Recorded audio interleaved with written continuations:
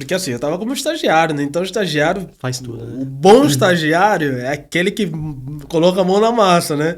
Mas muita gente tem aquele estereótipo de assim, a culpa é do estagiário, tá? Mas, galera, não é bem assim também. Tipo, nem sempre. Mas eu...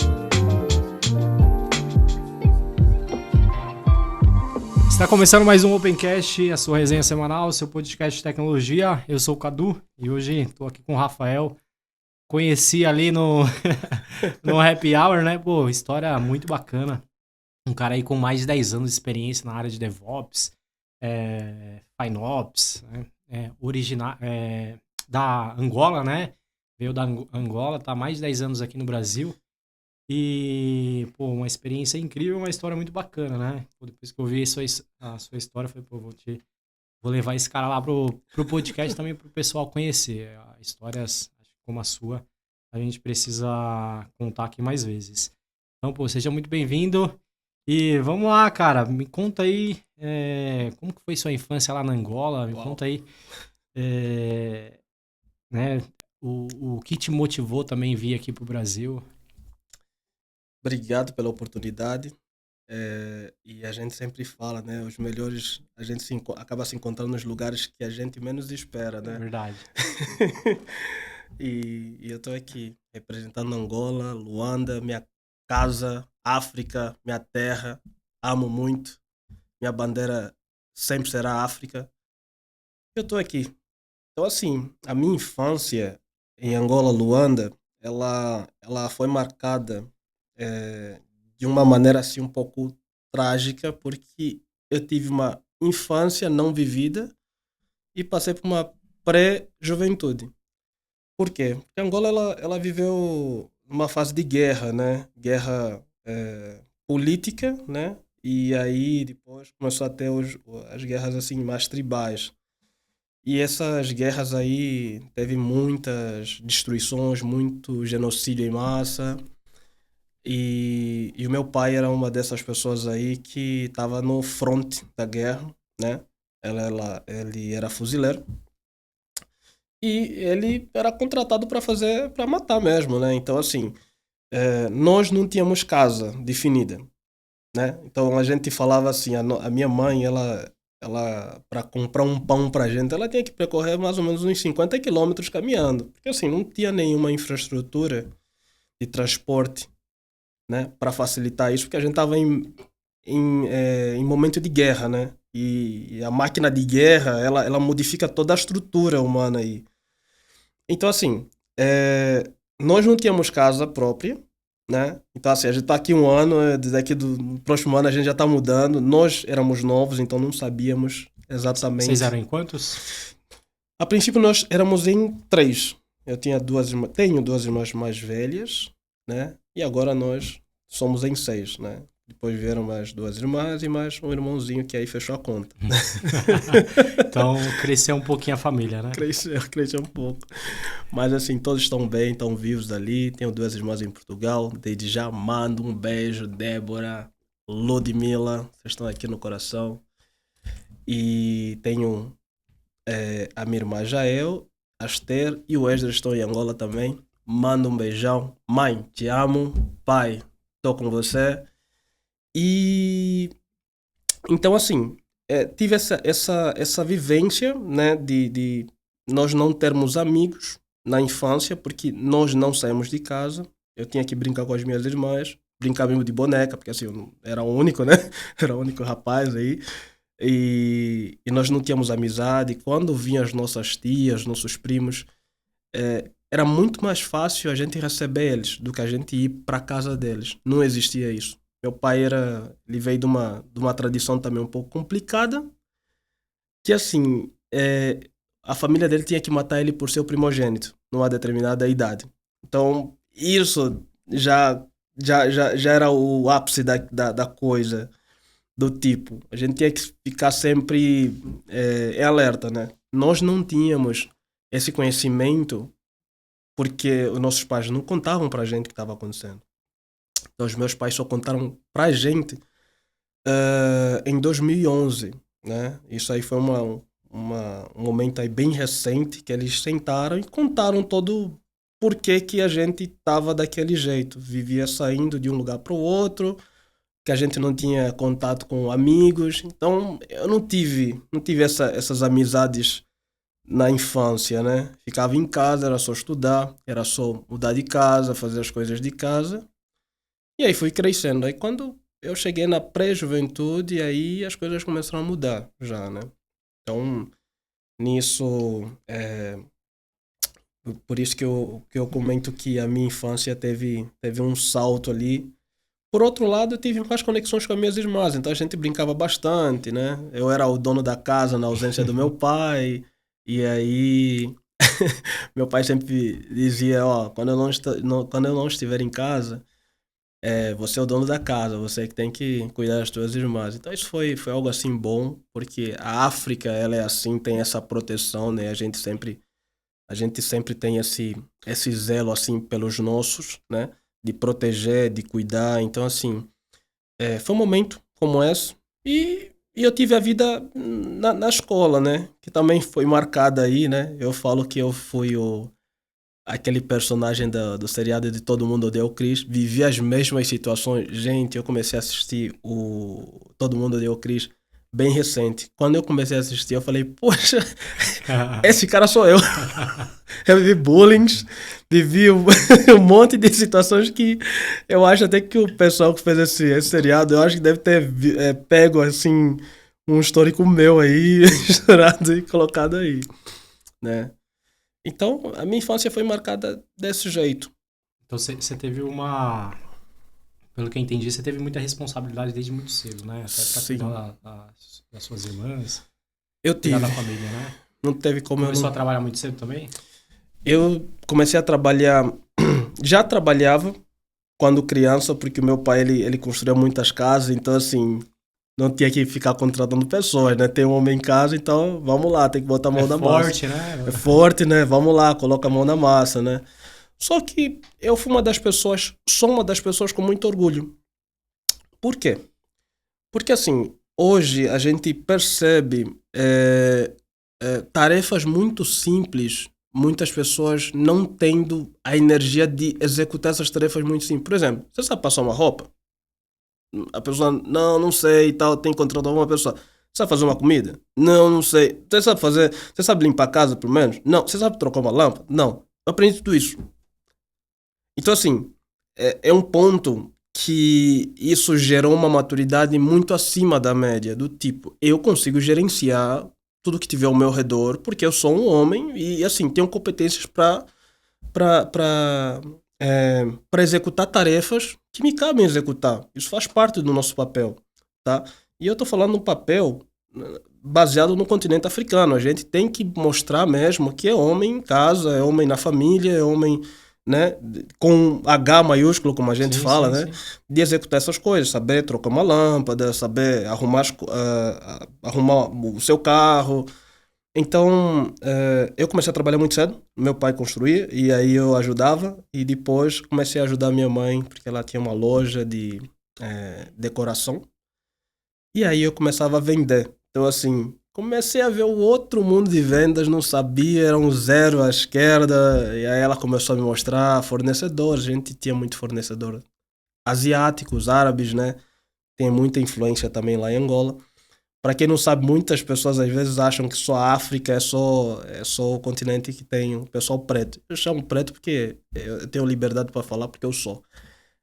Mas ela também tem a África branca, né? Você vai ver Parte ali da Egito. África do Sul, né? Isso, não, a África do Sul, ela tá bem. Ela foi a exceção. Uhum.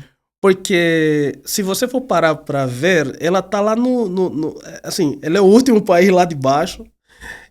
E se tu for para o Egito, Argélia, Marrocos, tu vai ver a parte branca toda lá. E de lá você Verdade. já tem acesso à Europa e você tem acesso ao Oriente Médio.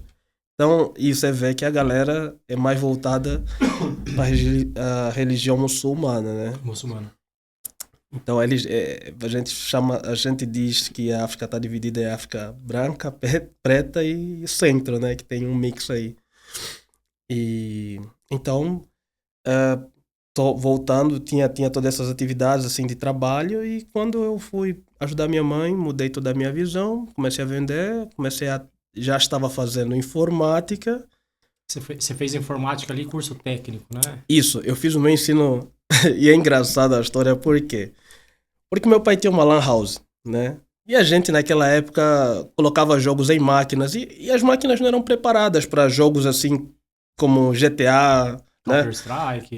E tinha esses jogos ali. A gente não tinha noção do que é uma placa gráfica, por exemplo. Então, assim, os nossos computadores que a gente tinha não tinha aquele suporte, né? A gente tinha uns Pentium 3, Pentium 4, e a gente fez uma lan house com 15 máquinas ali, e colocamos lá esses jogos ali, e a galera vinha toda doida pra querer jogar, pagava, assim, ficava o dia inteiro lá, mas esse cara não vai sair daí, tipo... E o cara queria renovar, porque ele queria literalmente acabar com o jogo.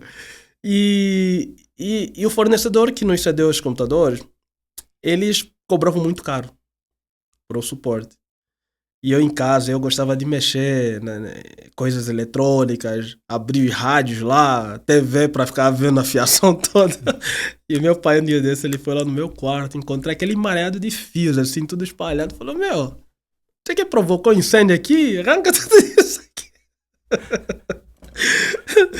E aí, tipo, eu tava naquela fase de ver o curso que eu ia fazer. Ele falou, não, você vai ter que fazer ou eletrônica ou informática. Porque você vai ficar quebrando as coisas aí, você tem que me ajudar. Tem que saber o que você tá fazendo. Né? Você tem que me ajudar de alguma forma, né? E nisso aí, comecei. Adentrei o mundo de informática, comecei a gostar muito, né? E tanto que lá, a informática que eu estava fazendo a nível técnico, eu era uma pessoa muito voltada para hardware, né? Então, assim, gostava muito. E quando eu comecei a trabalhar com a minha mãe, eu comecei no pouco tempo que eu tinha, quando eu não estava vendendo nada, eu estava atendendo pessoas na minha área. Olha, o cara vinha lá com uma máquina para formatar, já formatava, instalava os programinhas, então tô ganhando dinheiro daqui, dinheiro dali. Assim, minha mãe gostava porque eu estava ajudando ela de alguma forma, né? E eu também gostava porque de alguma forma eu também estava me profissionalizando naquilo, né? Sim. Vendo aquilo ali acontecendo. Você é um cara bastante comunicativo. Você fala muito bem, é um cara que tem bastante essa habilidade da comunicação. Isso veio da onde? Olha, na nossa área isso não é muito comum, né? Não é. Algumas pessoas hoje falam assim pra mim, cara, você é um cara de TI fora do padrão. E eu acho que é legal isso, quando as pessoas caracterizam assim. Por quê? Porque existe aquela visão do cara de TI, o cara que é calvo, o cara que é acima do peso, o cara que é introspectivo. E eu vi aquilo num olhar a 360, porque eu gosto de ter a visão um pouco além daquilo que as pessoas comuns enxergam, né?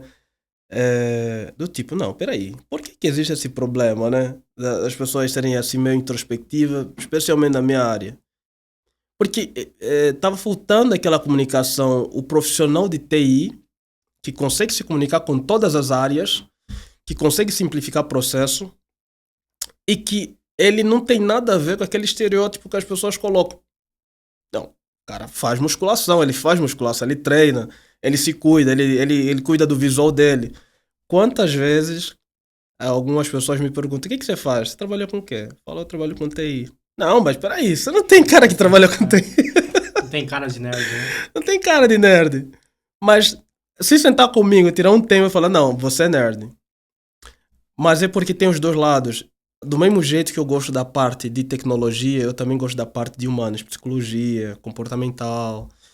Então, essa parte da comunicação foi um ponto que quando era mais novo, eu não tinha. Eu era muito introspectivo. Eu lembro que na sexta série tinha muita pressão, a gente vivia naquela pressão. E em Angola se vive isso quando você é muito mais novo. E você tem que lidar com aquilo. Eu gostava de uma pessoa e eu lembro que toda vez que a pessoa chegava até mim, eu não conseguia falar nada. E uma vez eu escrevi uma carta de pedido de namoro, meu Deus. Foi o primeiro não que eu recebi ali e tipo, falei, pô, receber um não assim, é assim desse jeito. Por carta, né? Por carta. E a pessoa mandou na lata. E depois de um tempo a pessoa mudou de ideia. Mas eu já tava também Bem encaminhado. bem encaminhado já. E eu não era assim, né? E o meu pai, ele era muito rigoroso. Então, assim, se você falava uma palavra totalmente errada, ele te corrigia. E isso aí, por um lado, foi bom e por outro não foi, porque eu tinha muito medo de falar com ele. Eu tinha que medir muito bem as palavras. Mas com a minha mãe já era mais tranquilo. Mas eu passei a ser mais comunicativo, porque existe a necessidade da gente saber expor o que está dentro da gente para as pessoas, né? Porque se você não... Você vai ao médico. Se você não souber explicar o que você tem, ele não vai conseguir chegar a um diagnóstico legal com você. Tipo, você vai lá, você tá com dor de dente. Mas se você não falar, olha, eu tô com dor de dente nos 2 molares que estão aqui do lado, ele vai avaliar como um todo e fala, eu não tô vendo aqui nada. Mas se você falar, tá nos 2 molares, ele já vai voltar a sua atenção para aqueles 2 molares. Antes dele checar como um todo, ele vai ver aqueles 2 molares, porque é ali onde tá a raiz do problema. Então eu passei a explorar esse lado de passar uma comunicação mais efetiva, mais clara, e é um processo. E eu acho que tem que ser assim, né? Quando a gente vai mostrar o que está dentro da gente para outras pessoas também enxergarem isso. Porque às vezes a gente tem um potencial muito bom dentro da gente, mas se a gente não consegue jogar para fora, ninguém vai saber o quanto você é bom. Sim, Ninguém sim. vai saber as tuas ideias. Tem que acabar se expondo, né?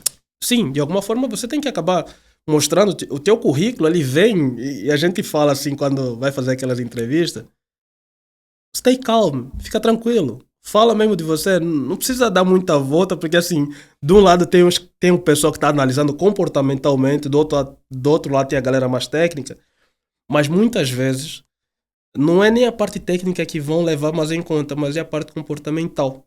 Porque às vezes você tá tentando driblar coisa ali que tecnicamente você pode ser muito bom, mas comportamentalmente você pode ser uma pessoa que vai se tornar um problema. Uhum. Então, assim, eram pontos aí que hoje, quando a gente vai falar e consegue transmitir uma comunicação, até quem está lhe entrevistando, ele percebe a clareza que a pessoa fala, né? Tranquilidade. A tranquilidade. E porque também dá para entender se a pessoa sabe o que está falando ou não, né? Porque tem gente que não... Ela tá falando um monte de coisa, mas você percebe que parece um script, né? Que foi colocado ali. Tá lendo, né? Isso. E aí você veio pro Brasil tem 10 anos, né? Que você veio pro Brasil. E por que você considerou vir pro Brasil, né? Você tá ali do lado da Europa, né? Por que não pra Europa? Atravessar todo um continente aí pra vir aqui pro Brasil. Eu já estive na Europa, tá? Mas o meu foco, antes de eu vir pro Brasil, era ir pra Rússia. Por quê? Porque a Rússia, né?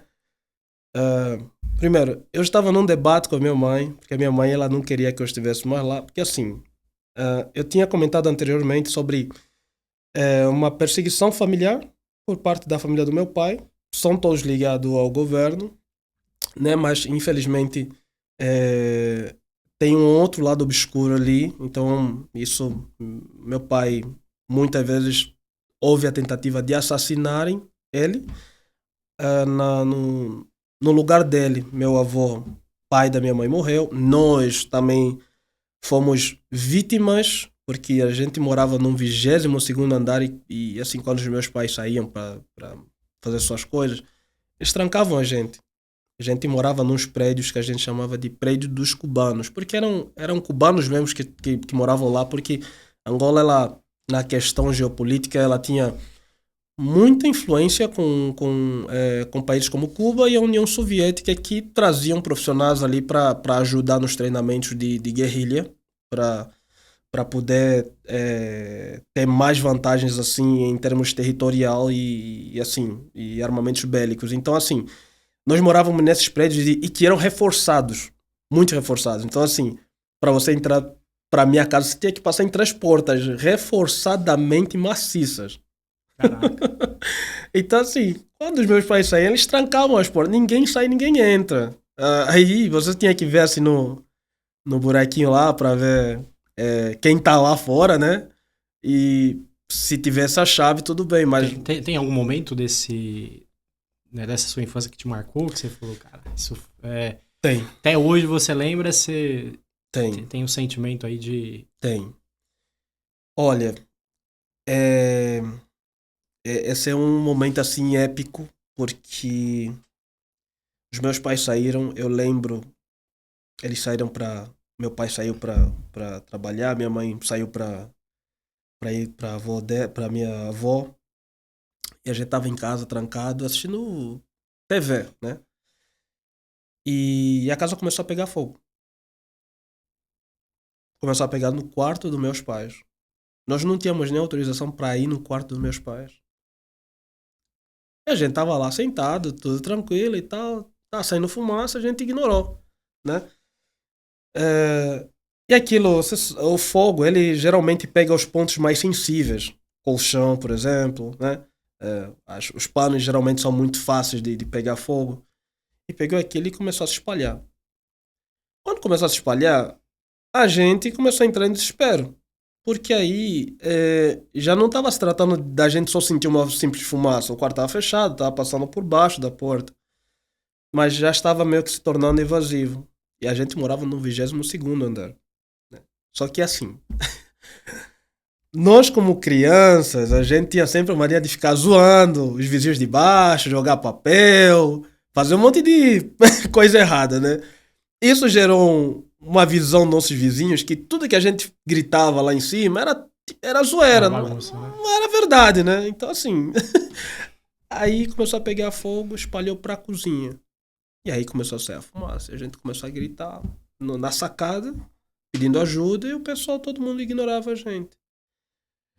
Eu lembro que quando eu olhei pra cozinha, na cozinha tinha um espelho, tinha uma janela que tinha um vidro, e tinha uma mão fazendo assim pra gente. Todos nós. E tinha fogo pra tudo quanto é lado, e a mão tava fazendo assim pra gente. É uma imagem assim trágica, muito traumática pra mim. E porque nós não tínhamos saída. As portas eram reforçadas maciçamente. Nós só tínhamos a sacada como refúgio. E o fogo, ele começou a alarmar tanto que a fumaça já era aquela fumaça preta mesmo. Que assim, você não consegue ficar dentro. Uhum. As temperaturas são muito elevadas. E você só tem a sacada que era o último refúgio. Então a gente começou a pedir socorro. Aí, isso começou às 9 horas mais ou menos da manhã. E foi até o finalzinho da tarde. E a gente desesperado, os vizinhos tiveram que trazer um monte de coisas para tentar rebentar as portas lá. Finalzinho da tarde. Não tinha mais nada em casa. Todo pó. Virou todo pó. E aí nisso meus pais chegaram. Meu pai, como ele é uma pessoa assim muito. Eu vou dizer que ele é uma pessoa emocionalmente equilibrada, porque ele não demonstra aquela preocupação, aquele nervosismo, ele estava calmo. Mas eu acho que ele estava calmo porque ele sabia quem eram os protagonistas por aquilo que estava acontecendo. Só que ele não passou pra gente. E ele e a minha mãe conversaram, né? A gente não ouvia as conversas. Óbvio que eles sempre tinham todo aquele cuidado de conversarem a portas fechadas.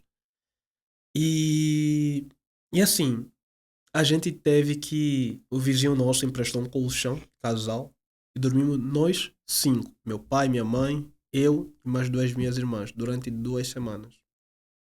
Não tinha comida em casa.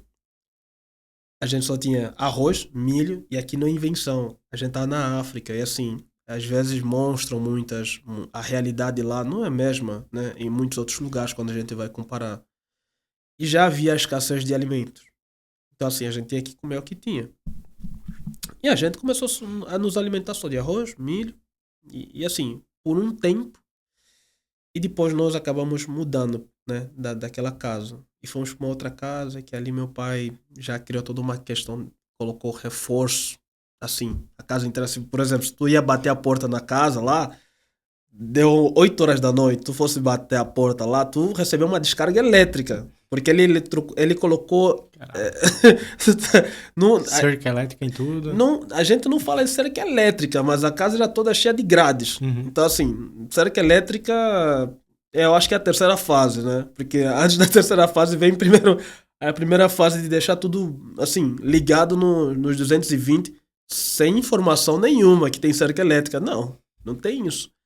E meu pai não era muito amigável com os vizinhos, então, assim, era um ponto que todo mundo sentia medo do meu pai, porque quando alguém, por exemplo, estacionava o carro na porta, ele ia lá, tirava o carro à força lá, puxava, furava os 4 pneus, deixava lá do lado, e quem era o vizinho que ia lá, né, ele pegava, carregava a arma dele e ia lá pra tirar satisfação. Então, assim, não era uma pessoa muito amigável com os seus vizinhos, então Sim. todo mundo respeitava. Mas voltando, essa foi a imagem que me marcou, porque pela lembrança de eu ter visto a gente sem saída, numa casa pegando fogo, e um irmão fazendo tchau pra gente, e a gente não sabia quem era e que estava fazendo aquilo. Então, teve essas fases traumáticas, e quando a gente se mudou para essa casa, que ele fez questão de colocar essa segurança máxima aí, o meu avô, pai da minha mãe, foi passar uma temporada lá e ele comeu a comida do meu pai, que estava envenenada. Ele acabou morrendo ali. Como a gente era muito novo, é, a gente ia sempre para a escola. E a minha mãe estava chorando muito. A gente não tinha entendido o assunto, porque assim, os nossos pais lá, eles têm o cuidado de não. Assim, eles têm muito cuidado como eles vão passar a comunicação e nem tudo eles passavam para a gente, né? No sentido de, assim, não causar nenhum mal-estar, não causar nenhuma, vou dizer assim, nenhum ponto assim negativo. Então eles meio que deixavam tudo bem, bem selado, assim, né? Então, aconteceu aquilo, os cachorros da minha casa, da casa onde eu morava, também foram envenenados, né? E aí eu sei que a minha tia, minha mãe estava chorando muito, não quis falar com a gente. E a minha tia falou que não, vocês não vão ir pra escola porque a mãe não tá muito bem, mas já falaram lá na escola, tudo mais. A gente fez a festa, né? Que a gente vai na escola, vamos ficar brincando o dia inteiro e, e a gente não sabia de tudo isso. E a minha mãe ficou muito abatida e assim, aconteceu mais isso. Quando a gente foi pra uma outra casa, ficamos ali um tempinho, mas a gente já começa a ver que as coisas estavam meio que a piorar lá e meu pai também já tinha pensado uma outra casa e fomos pra uma outra casa. E aí nessa outra casa, aí eu comecei a ter umas experiências que assim, eu era muito novo, né? E assim, a África tem muita questão de misticismo. Eu falo, a África é um mundo que ele ainda tem muitas coisas a serem exploradas, mas tem muitos mistérios também. Tanto que hoje, ainda assim, a África continua sendo o berço da humanidade e sempre será o berço da humanidade, né? É, acontecia muitas coisas estranhas. Era uma casa enorme, parece aquelas casas de filme de terror, sabe? Que você vê que tem um monte de lugares que você nunca acessou. E assim, vocês são crianças, e você quer brincar num lugar, você descobre que tem uma porta aqui, tem um galpão ali e tal. E assim, era novidade pra gente ter um casarão daqueles, né? Estilo mesmo, casas de gente muito grande, rica. E nós começamos a explorar. E aí começava a acontecer muitas coisas esquisitas, porque nós tínhamos muito problema de energia elétrica lá. Tá? Assim, de noite, por exemplo, a gente sabia que em determinado horário a energia ia aí, a gente não teria energia, a gente tinha que pegar uma vela, comprar uma vela, colocar aí no corredor. E eu comecei a ver muitas coisas meio esquisitas, coisas assim, tipo, eu via, sei lá, gente acorrentada, sombra de gente acorrentada, ouvia um monte de vozes assim meio esquisita. E eu literalmente, gente, não é brincadeira não. Os filmes que eu assistia de terror, eu vi aquilo na minha frente. Tanto que hoje eu vejo filmes de terror, tem coisa até que eu já sei que vai aparecer no roteiro, sabe? E aparece, ele literalmente aparece. E eu, tipo, fico admirado com isso. E aí a gente começou a ficar com medo de frequentar a casa. Tipo assim, se eu fosse, a minha mãe pedia pra ir buscar alguma coisa no quarto dela, eu tinha que ir sobre companhia da minha irmã. Eu não aceitava. Nem ela também aceitava. Meus pais iam tranquilamente, mas a gente não aceitava. Era muita coisa esquisita. E a gente teve um dia que a minha mãe falou: a gente vai fazer uma limpeza geral aqui nessa casa. A gente foi lá nos galpão lá, a gente começou a ver coisa, pelo amor de Deus. A gente viu assim sacos pretos com um monte de gatos mortos lá. Aí foi surgindo um monte de coisas esquisitas. Depois de um bom tempo, a gente descobriu que a gente estava morando e eram 3 casas grandes que estavam no mesmo lugar. E assim, elas eram separadas. Numa rua você conseguia notar, parecia um castelo as casas. Vem sempre os boatos, né? E muitas vezes os boatos nem sempre são boatos, são São verdades, verdade. tá? A gente descobriu que a gente estava morando, aquele lugar era um cemitério, né? E aí, pra gente foi um choque, porque, poxa, a gente tinha uma noção daquilo, né?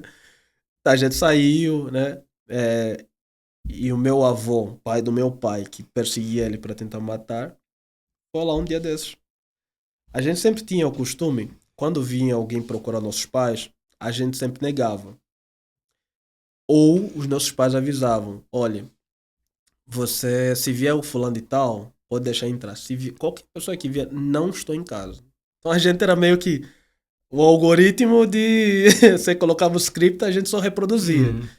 E um dia esse meu avô foi lá: ó, o seu pai está aí? Eu falei: não. Quem que é o senhor? Ah, o meu nome é Antônio. Fala pra ele que eu tô aqui. Bom, meu pai tava.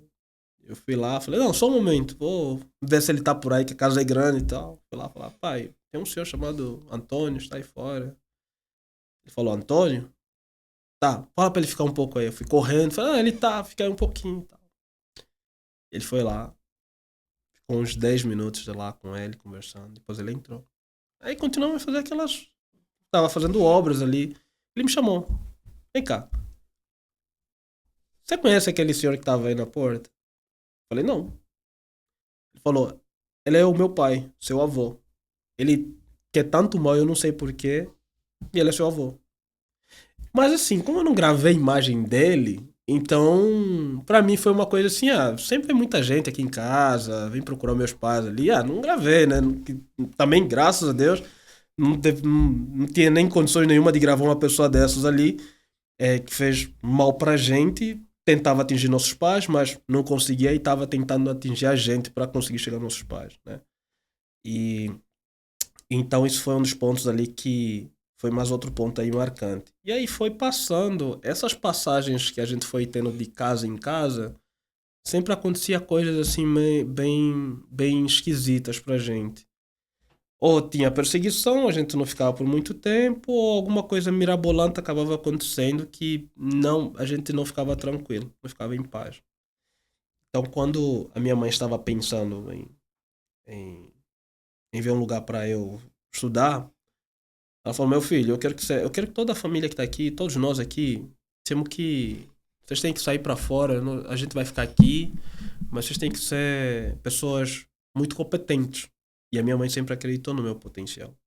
Todos em casa lá, eu era a pessoa que tinha, primeiro, mais sorte em tudo, mais facilidade, mais responsabilidade. Então, assim, eu sempre tinha as maiores regalias, mas é porque eu gostava de correr atrás mesmo. Então, assim, isso acabou vindo ao meu favor. Então, assim, eu era cobrador de impostos, por exemplo, né? E eu ia cobrar as dívidas dos aluguéis do meu pai em várias casas. Ia lá, pegava o dinheiro, contabilizava, dava o recibo para assinar.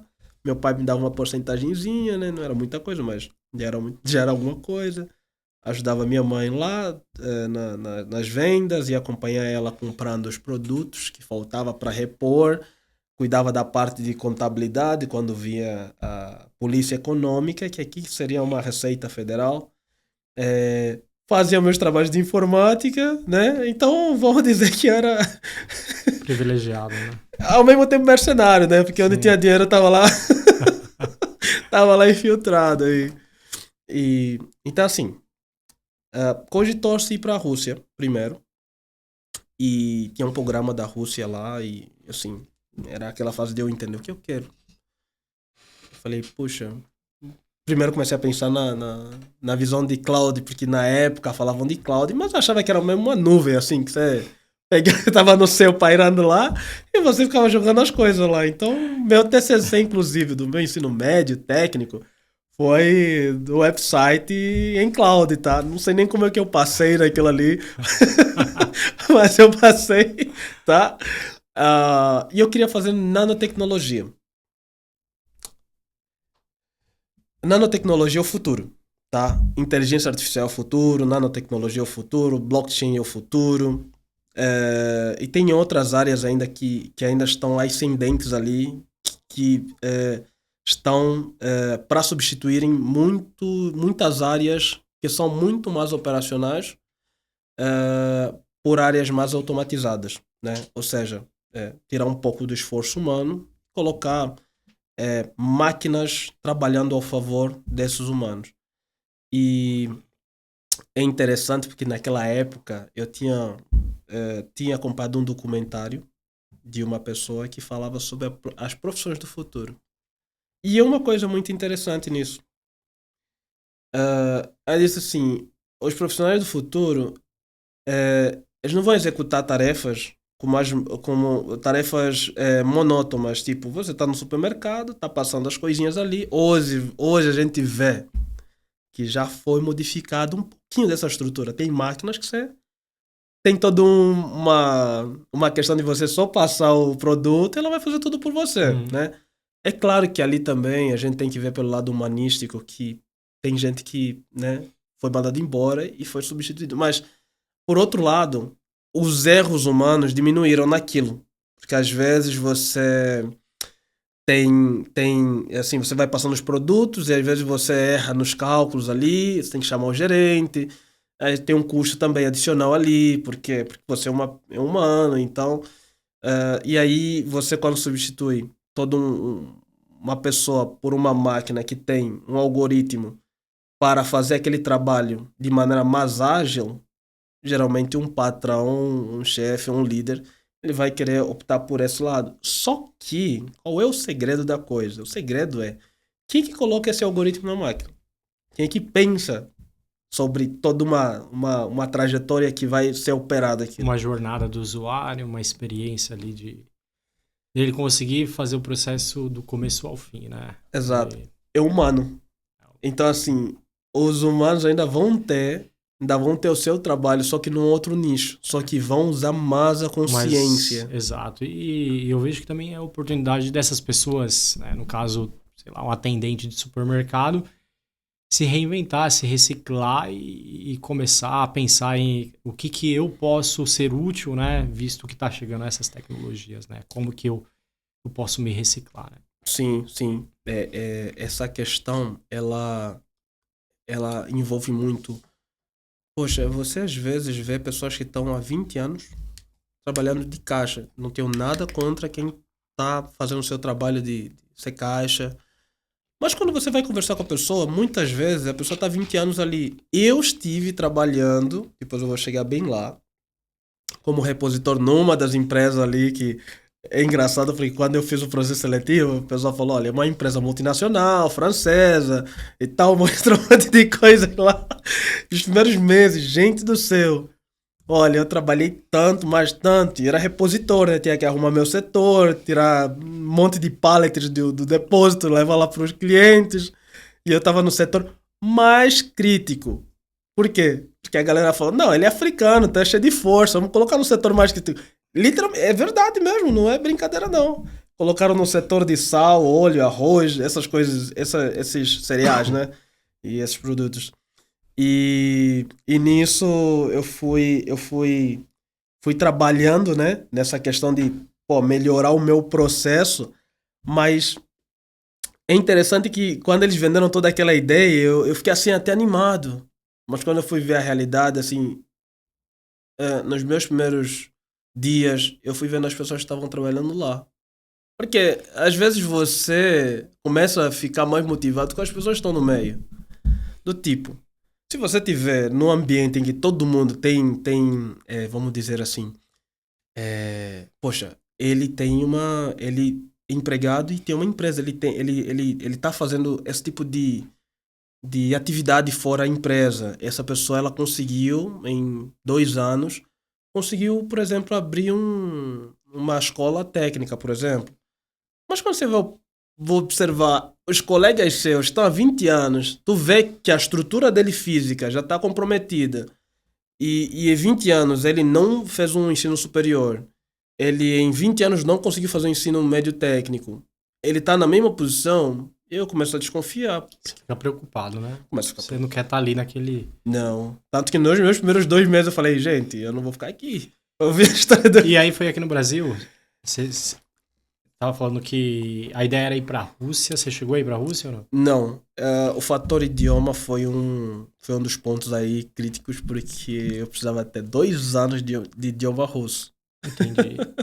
E aí não tinha como. Aí a minha mãe tentou. Português era mais fácil. O português era mais fácil, né? Mas eu não queria, né? Eu queria ir contra, né? Porque geralmente eu gosto de ser o cara do contra, né? A pessoa que corre contra a maré. Eu queria a Rússia e eu pensei, só a Rússia ou a Inglaterra ou os Estados Unidos. E a minha mãe tentou porque ela tinha uma amiga que trabalhava na embaixada norte-americana e assim, anualmente era mais de US$ 100.000. Então, era muita grana, era muito dinheiro. E eu sabia que a gente não ia conseguir manter isso por 6 anos. A gente tá falando de uma formação aí que você não precisa se preocupar porque alguém vai mandar dinheiro pra você. E eu falei pra minha mãe, vamos tentar pra outra porque é muito dinheiro. Não, mas eu consigo aqui, mãe, é muito dinheiro. E aí, como ela já tinha vindo aqui pro Brasil, meu pai também, minha mãe adora as bijuterias daqui do Brasil. Chega lá no Brás, pega uma mala, inclusive, ela me colocou numa situação, eu comprei um monte de bijuteria, lotei uma mala de 8 quilos. Quando eu fui pra Angola, pararam-me na alfândega, a pessoa falou, que é esse tanto de bijuteria? Eu falei, é pra minha mãe. Não, você tá vendendo bijuteria. Eu falei, não, é pra minha mãe. Uma policial chegou, abriu a bagagem e falou, isso é pra tua mãe, tudo isso? Aí eu comprei 20 havaianas, porque também o pessoal gosta muito, o pessoal adora o Brasil. Ela falou, também pra tua mãe, a tua mãe tem 20 pés, né? E aí fui parado lá. Mas assim, a minha mãe já tinha vindo aqui, meu pai também, então assim, eles tinham um histórico aqui do Brasil. Eles falaram, Brasil, por que você não vai pro Brasil? Né? Falar português, tranquilamente. E o meu pai já tinha mapeado universidades assim como a Mackenzie, né, na altura, a USP. E ele tinha me direcionado já a esses lugares. E fiz a primeira tentativa. Foi no meu aniversário, então me concederam um presente de uma passagem. Por isso que eu falo que às vezes a gente tem coisas que a gente não consegue explicar, mas que mais para frente a gente vai acabar tendo noção daquilo. Eu vim pro Brasil, adorei, falei, nossa, tipo, cheguei aqui, literalmente meu ponto de chegada de Guarulhos Brás, aquela muvuca inteira lá. E eu vim pra comprar um monte de coisa, né? Primeiro eu vim pra conhecer, né? Comprei um monte de coisa e tal. E assim, teve um choque. Qual foi o meu primeiro choque? Cultural, né? Cultural. Por exemplo, nós quando saímos lá, quando alguém convida a gente pra sair, geralmente quem paga a conta é essa pessoa que tá convidando. Até porque é ele que tá convidando. Não é a gente que tá se convidando, é ela que tá convidando. E assim, fiz amizades e o pessoal falou, olha, vamos mais tarde, a gente vai sair pra tomar um açaí. Não sabia o que era um açaí, nunca havia experimentado. Eu falei, tudo bem e tal. E eles foram me buscar. Sorte que eu não queria sair com dinheiro, porque eu não sabia como é que era as noites aqui, né? Principalmente naquela região Brás, Lapa, Tatuapé, não sabia. E assim, eles foram me buscar, eu peguei uma nota de R$ 100, coloquei no bolso pra desencargo, eu fui. Aí chegamos, tinham 8 pessoas ali, a gente começou a conversar, o pessoal não me entendia muito bem, porque eu falava muito rápido. Hoje eu falo bem devagar. Se eu colocar minha mãe aqui, ligar aqui, o pessoal vai achar que ela tá falando outro idioma, mas ela tá falando português. Ela não tá falando nenhum outro idioma. Apesar que ela conhece mais de 12 dialetos, tá? que são línguas regionais de lá, tá? Meu pai também tá nessa, tá nessa, com essa quantidade também de dialetos, porque eles vêm de regiões aí que Uhum. a linguagem era mais local. E pedimos o açaí, eu experimentei o açaí e falei, nossa, o que é isso? Tipo, o pessoal colocou um monte de coisa, leite condensado, granola. Falei, meu, o pessoal come umas coisas meio esquisitas aqui.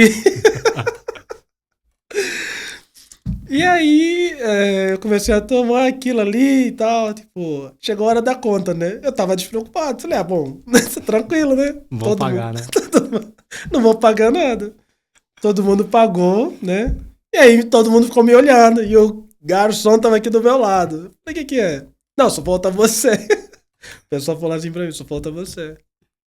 Eu falei, tipo, sério, só falta... Quanto que é? Tipo, só que daquela... Como eu tava com aquela nota, consegui. Mas quando eu cheguei em casa, eles até fizeram questão de me levar pra casa. Mas quando eu cheguei em casa, eu fiquei pensando, pô, sério que é assim aqui? Tipo, o pessoal convida. Apesar que convida, você tem que pagar? Tipo assim, você. Eu achei que era totalmente diferente, Não né? vou sair mais, não. Não vou sair mais, não. Porque a próxima vez eu tenho que saber exatamente qual que é o propósito. E E eu, tipo, quanto que você vai levar, né? e quanto que eu vou levar, né? Só que tava daquele jeito. As comidas também foi uma diferença, né? Porque a gente tem uma maneira de. A nossa comida ela é mais. Como é que eu posso dizer? Não é que seja mais organizada e o daqui não seja tão organizada. Por exemplo, se a gente vai comer a gente chama de bitoque, né? Que seria uma batata frita, um frango, uma salada, né? Ovo. Aqui, você tem a opção do serve à vontade. Aí você vai construindo uma montanha russa no teu prato lá, né? Uma montanha russa, uma montanha de Maomé. Você coloca lasanha, você coloca escondidinha, você coloca arroz, você coloca feijoada, você coloca tudo. E tudo, você leva o prato na mesa e você tá comendo tudo maravilha ali. E lá já era diferente. E eu tinha sempre aquela cultura ainda de servir daquele jeito organizadinho, né? E, pô, eu falei, poxa, eu acho que não tem problema nenhum eu pegar outras misturas aqui que não vai entrar tudo. As músicas também eram totalmente diferentes. É, a maneira como as pessoas enxergam aqui no Brasil, ele é muito diferente do ponto de vista de Angola, África no geral, por quê? Porque aqui existe eu digo, uma liberdade de expressão que muitas pessoas conseguem pensar e pensam realidades que em algum momento podem ser implementadas. Por exemplo, lá nós não tínhamos essa liberdade, por exemplo, da gente falar assim, por exemplo, de partidos políticos. Era um assunto que você, nem em casa, quando você tentava falar de um assunto, você era literalmente silenciado. Nem tão pouco na escola. Também não era. Na igreja nem precisava, senão alguém já ia fazer exorcizar você lá. Mas, mas era um assunto que não era comentado, era restrito. Aqui você pode literalmente falar mal de alguma Falar o que pessoa, você quiser, né? Tem né? uma liberdade de expressão. Lá, se você tentava falar mal de alguém, muitas vezes você era censurado. E ao mesmo tempo, quando você ia procurar um emprego, Você não conseguia. você não conseguia. Por quê? Por causa daquilo que você fez. Então, existem contextos diferentes. E aqui dentro é um mix, porque Brasil é um continente. Quando você vai para Bahia, ela é diferente de Curitiba. Quando você vai para o Ceará, você vai para Piauí. Existe uma realidade totalmente diferente. A educação é diferente. As pessoas, como elas pensam também, é Cultura, diferente. culinária, é tudo Culinária. muito diferente. Né? Dizem que a melhor culinária é de Belém do Pará, tá? Não sei se é verdade. Você foi pra algum lugar aqui que você gostou bastante? Fui pra Fortaleza, amo o sol de lá, queria conhecer Jericoacoara, mas tô colocando no meu mapa aí. Fui pro Rio de Janeiro, muito linda a cidade. Estive na Lapa, estive em Botafogo, estive em Campo Grande, estive em Maricá. Fui para Minas Gerais, Poço de Caldas, fui para o Sul, fiz a trajetória Curitiba, Blumenau, Joinville, Balneário Camboriú, Florianópolis, Bombinhas, linda praia. E fui para Porto Alegre, pôr do sol incrível. E por aí eu subi para as montanhas aí que fui lá ver o famoso Gramado, né? Aquela Gramado. cidade gelada, Frio, né? frio. E aí, área de tecnologia, como que você entrou? Bom, Você fez faculdade aqui, né? Se fiz. formou aqui. Fiz faculdade. Ontem, tá? Dia 28, terminei a primeira pós-graduação em, Pô, que legal, em parabéns. ciência de dados. Então, eu estou comemorando aqui a primeira pós-graduação realizada. Tenho mais uma outra que vou terminar provavelmente em outubro, novembro, que é de segurança digital. Mas quando eu entrei para a área de computação aqui, foi uma aventura porque não tinha nada a ver com aquilo que eu aprendi lá, em Angola e Europa. Por quê? Porque a tecnologia lá é totalmente diferente daqui. Primeiro é as políticas tecnológicas, Uhum. que muitas vezes têm fatores da política, né, regional, né? Então assim a gente estuda certas matérias de tecnologia, por exemplo, a pessoa está estudando sobre redes e na lógica os desenhos são muito bem práticos. Só que aqui no Brasil, São Paulo, tem algumas políticas que não tem toda uma questão de dados sensíveis, tem toda uma questão de assim. Então assim você vê que você tem que fazer algumas o pessoal chama de gambiarras, né? Mas a gente fala, tem que ajustar ao cenário de São Paulo, por exemplo, né? Então eu entrei como suporte de TI mesmo, querendo aprender do zero, né? Eu já estava fazendo minha faculdade de análise de sistemas e E isso em qual ano? isso foi em 2014, 2014. quando eu cheguei aqui foi no meio de 2014, como estudante já, né? Anteriormente estava como turista e depois fiz os processos lá e vim como estudante. E aí, para entrar nessa área, trabalhei de repositor, por exemplo, porque eu tinha que pagar a minha faculdade. E aí depois comecei a trabalhar de garçom, né? E foi ali, voltando ali à história, foi ali onde bateu arrependimento. Falei, meu Deus, eu tô trabalhando, entro às 5 horas da manhã e saio às 6 horas da tarde. E teve um dia que eu tava na sala de aula e a pessoa tava literalmente cansada, acabada, né? E eu tava assim, com os olhos assim fechados, tomei 3 copos de café e eu só vi uma voz que disse assim, acorde o Rafael. Eu falei, não, professor, eu tô acordado, só tô refletindo. Na verdade, eu tava, Tava dormindo. eu tava dormindo, Cochilando. cochilando demais. Eu falei, gente, eu tô ficando meio atrasado. Na palavra correta, eu tô ficando burro. Porque eu não tô aprendendo nada. Tô parecendo assim, o trabalho braçal de você não usar mais a cabeça. E aí eu comecei a trabalhar lá. É um trabalho cansativo, né? Um trabalho exaustivo você Ele é exaustivo. trabalhar carregando muita carga. E Esse trabalho repetitivo, né? Que você Sim. às vezes não precisa nem pensar. Sim. E eu entendo por que muitas pessoas acabaram entrando num loop infinito de não conseguirem sair para ir para outro horizonte. Eu acho que assim, tudo precisa de uma reflexão. De onde que você tá, para onde que você quer ir, de onde você veio. E eu comecei a fazer essas atividades lá. Mas talvez o que você passou lá no começo, na infância, na adolescência, te ajudou também a ser uma pessoa mais resiliente para conseguir ter alguns outros trabalhos para chegar onde você chegou, né? Sim. Essa carreira foi construída com base em muitos momentos de pressão. Por quê? Porque eu em nenhum momento da minha vida foi momentos assim estável, do tipo, olha, você foi um estudante, teve um bom aproveitamento, teve uma vida assim bem tranquila, saía para brincar com os amigos, Vou tirar férias. vou tirar férias, vou correr ali, vou pra praia. Não existia isso. Jamais isso passou na minha cabeça. Bom, passava na minha cabeça, mas para materializar, não, never. Então, isso de alguma forma foi moldando, porque até as pessoas que cresceram comigo, não de infância, porque a gente vivia só vendo, mas em escola, muitas dessas pessoas se tornaram os famosos haters, né? As famosas pessoas que torcem para o teu insucesso, né?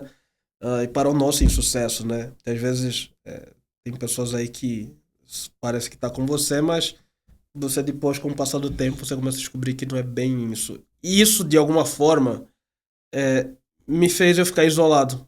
Porque na época da escola, as pessoas faziam os seus trabalhos em grupo, e quando fazia aquela seleção, eu era a última pessoa que tava sobrando ali, que ninguém queria fazer o trabalho. Uhum. E isso gerou um sentimento de eu ter 2 pontos. Ó, eu me adapto a uma nova tendência ou eu fico como eu tô hoje. E eu decidi mudar toda a história. Do tipo, olha, é complicado porque você muitas vezes tá sozinho, mas por outro lado, você também tem que entender que no final das contas, todos nós, de maneira individual, vamos fazer o nosso destino sozinhos. E temos que fazer isso, porque muitas vezes ninguém vai fazer por você. Na verdade, ninguém vai fazer por você. Você tem que dar iniciativa. As pessoas só vão conseguir ajudar você quando elas verem o seu progresso, elas vão querer complementar, mas pegar desde o zero mesmo é quase impossível, tá? Vou dizer que é 100%, mas raras são as exceções ali. Então tive essa resiliência de manter mesmo e aí comecei a trabalhar para pagar minha faculdade e o meu primeiro trabalho foi numa universidade chamada Unicamp, uma das universidades Campinas? aqui. Campinas. Aí você morava em Campinas. Morava em Campinas. Comecei a estudar lá e fiz faculdade lá. Entrei no mestrado lá, porém não era possível porque era dioturnamente. Então, assim, precisava de trabalhar. Uhum. Então, eu tive que trocar o trabalho pela escola. E aí foi meu primeiro trabalho. E lá eu tinha 2 chefes meus que eram bem antagônicos, né? Um era tinha aquela empatia de estar comigo. O outro era totalmente antipático, assim, do tipo, ninguém conseguia trabalhar com ele. A maioria da galera fazia 2 semanas e pedia as contas, saia fora. E eu. Foi resiliente até nisso. Exato. É porque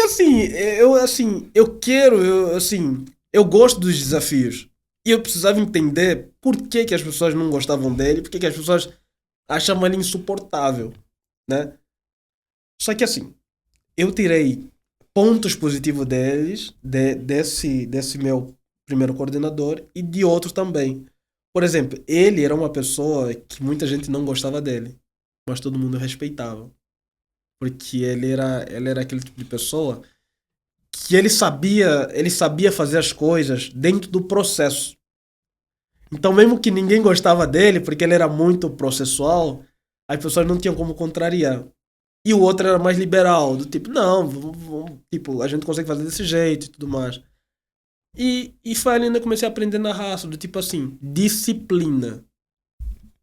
Tipo, se você está fazendo alguma coisa, mantenha aquilo que você está fazendo. Não pare de fazer para focar em A, B, C ou D sem você concluir o primeiro passo. Então, se eu executava outros passos, ele brigava comigo. Bom, mas qual foi a regalias? Conquistei ele, a sua confiança, e assim, comecei a enxergar outros vieses, comecei a ver outras visões dele. Comecei a pensar, nossa, então realmente as pessoas não gostam de você por causa disso. Entender a particularidade da pessoa e realmente, às vezes, aceitar o porquê que a pessoa é assim, né? Tentar entender. Exato. Então, assim, era um ponto que ninguém queria. E ele também era muito isolado desse lado pessoal, né? Não profissional, pessoal. E eu comecei a entender um pouquinho do mundo dele. Por quê? Ele era uma pessoa que gostava de ouvir rock, era uma pessoa muito animada fora. Só que não tinha ninguém que queria compartilhar com ele porque achava ele muito chato. E eu comecei a gostar disso. Comecei a gostar de rock, música rock, por conta dele. Comecei a assistir. Que é um seriado? Game of Thrones, né? Game of Thrones. Por causa dele. Então, assim, ele foi me trazendo uma outra visão que você não tinha e outras pessoas não queriam entender.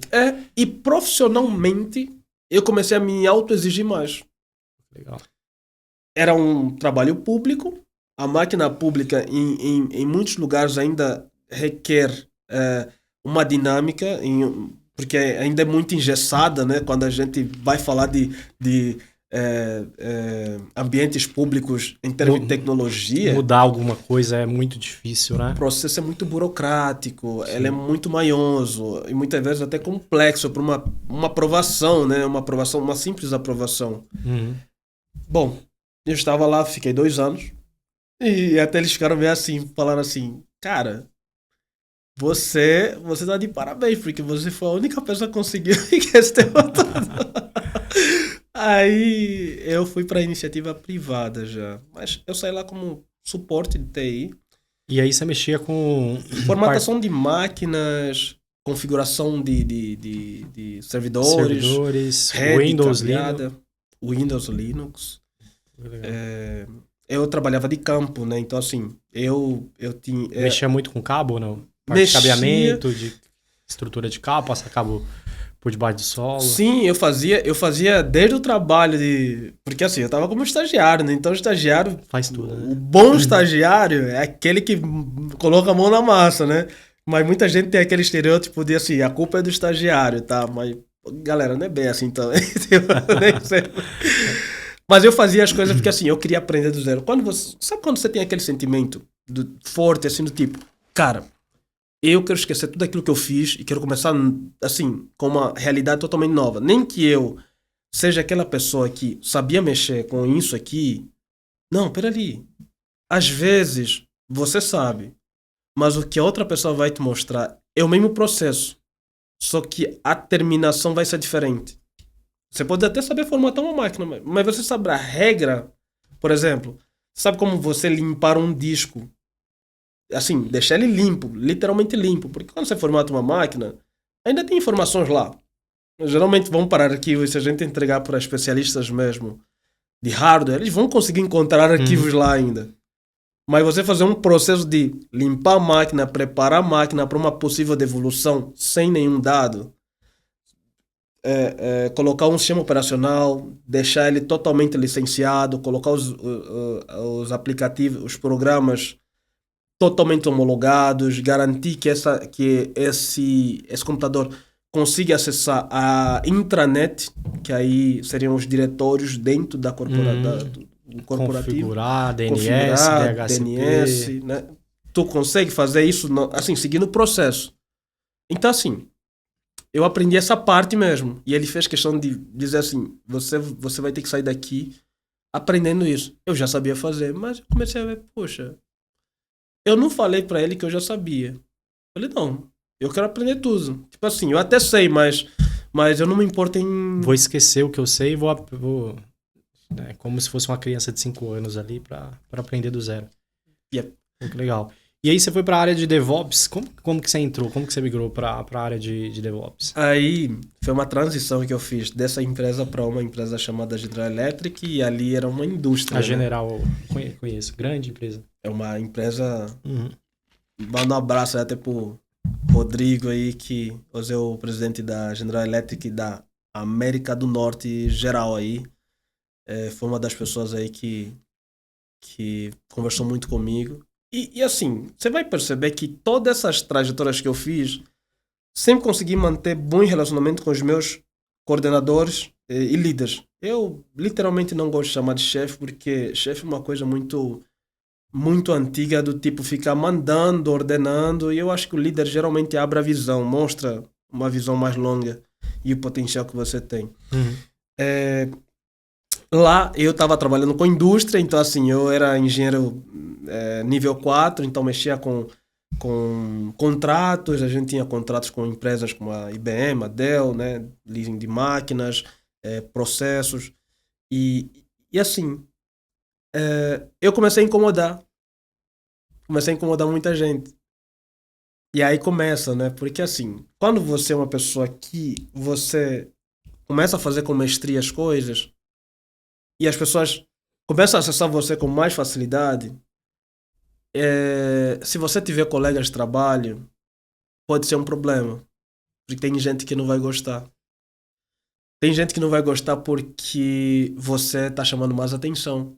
Se eu te falar que eu tava lá 6 meses, a base lá tinha mais ou menos umas 15 mil pessoas.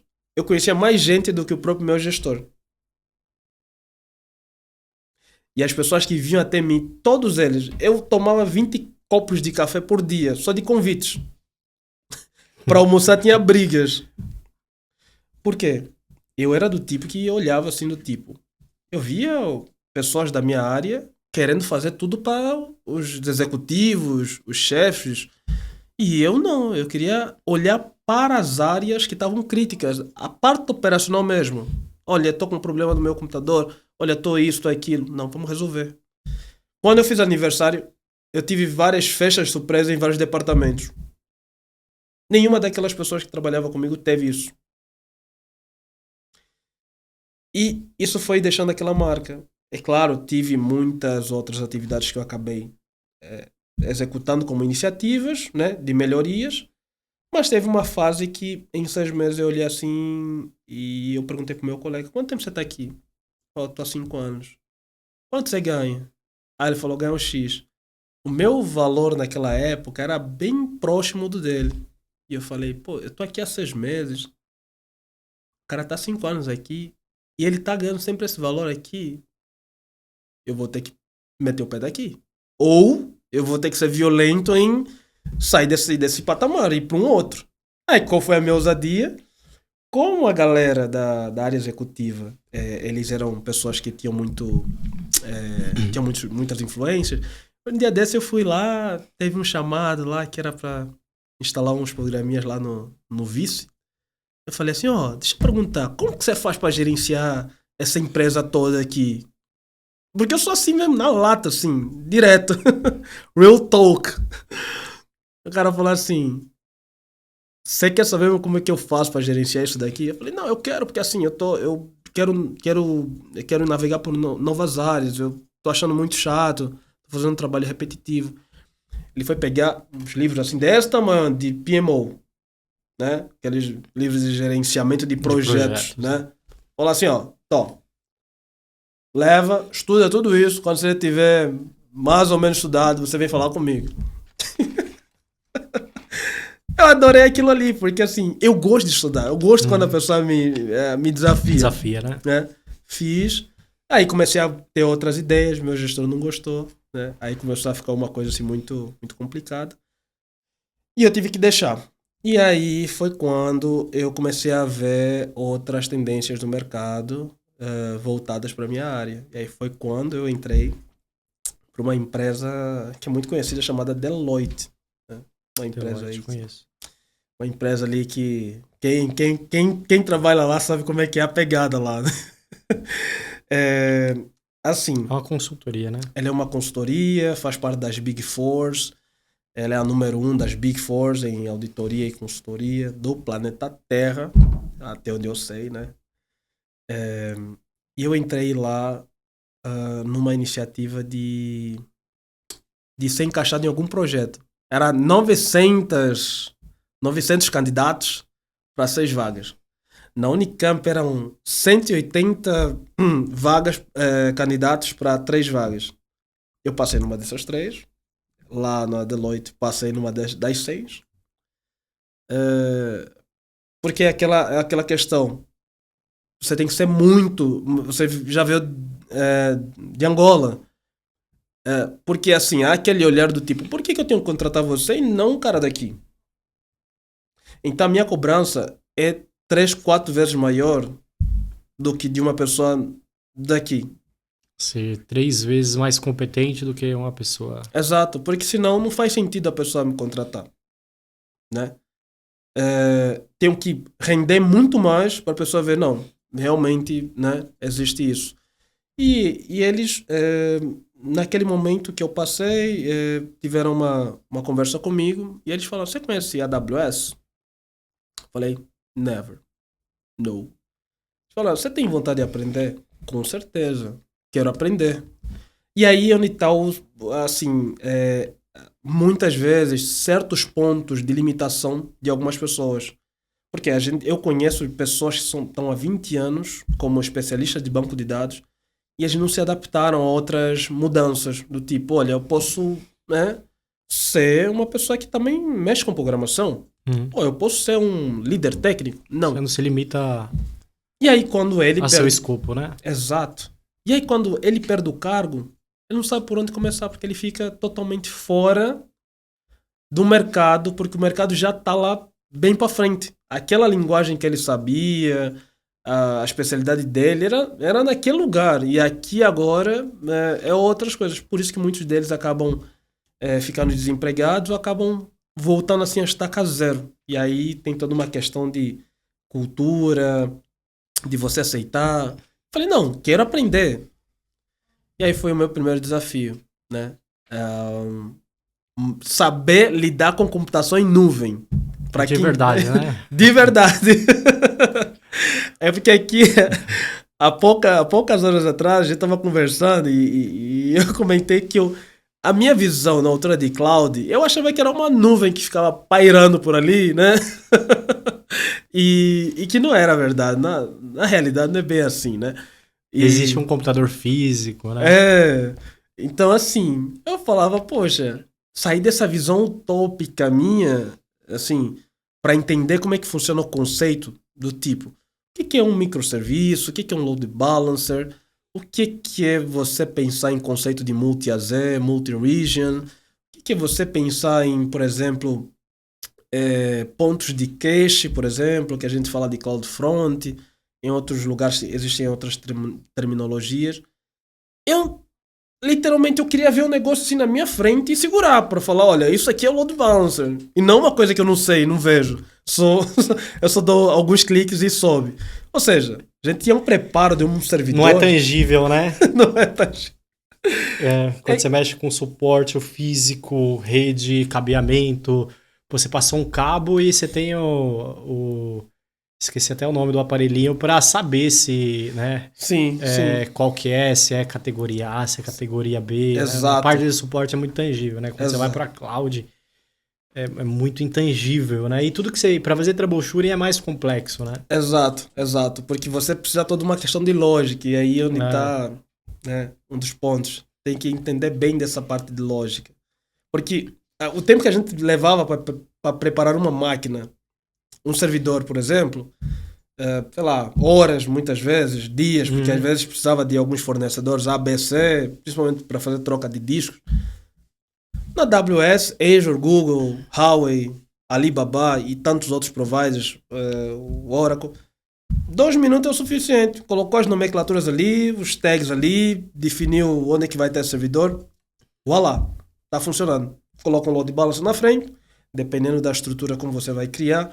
Você pode colocar um website mais estático, então você usa um S3, né? Coloca lá um DNS ali, coloca um CloudFront para ter um cache ali para deixar política de cache, né? Para deixar a página mais dinâmica, não ficar gastando um monte. E num servidor convencional, quanto tempo você levaria para chegar nesse ponto ideal? Sem contar que a manutenção... E vai subir em quê, né? Vai ser PHP, vai ser...